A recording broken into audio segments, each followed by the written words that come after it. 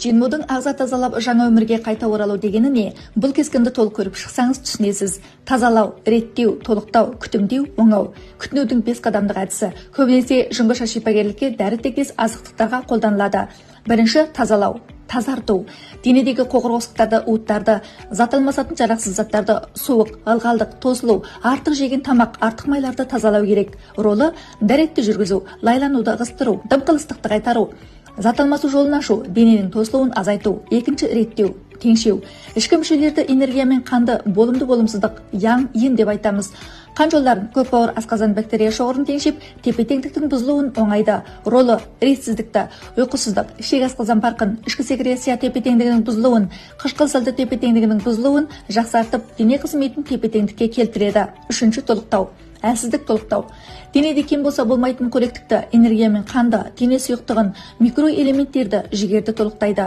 Ролы дененің әлсіреуі, қуатқан әлсіздігі, жігері жетерсіз болу, не кем болса соны толықтайды. Әлсіздік болмаса беталды толықтамайды. Төртінші күтімдеу.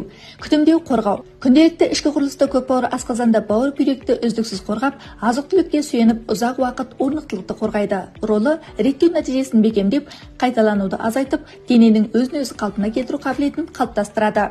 Бесінші оңау, қалпына кетіру. Зақымдалған клеткаларды, кілегей қабықтарды, зақымдалған ішкі мүше ткандарын, асқазан ішек кілегей қабығы, қан тамыры, ішкі мүшелердің зақымдалуын қалпына келтіреді. Ролы созылмалы зақымдалуға, ұзақ уақыт зорығып зақымдалуға, бағыттай отырып зақымдалған орынды қалпына келтіріп, созылмалы аурудың негізін түбірінен жақсартады. Логикалық тәртібі болса, алдымен тазалау, онан соң теңшеу, соңынан толықтау, күнделікті күтімдеу, бүлінген соң жөндеу. Алдымен денеге жиналған жарақсыз заттарды, уыттарды тазалап, онан соң қоректік толықтап, денені күтімдеу керек. Өтпегенде уыт денеге тосылып қалады.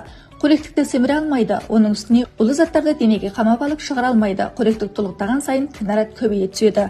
Сондықтан қазіргі кезде тазалау өте маңызды. Сондықтан Шенму ағза тазалауына қатынасып, өзіңіздің денеңізді қайта бір жаңа өмірге әкеліңіз.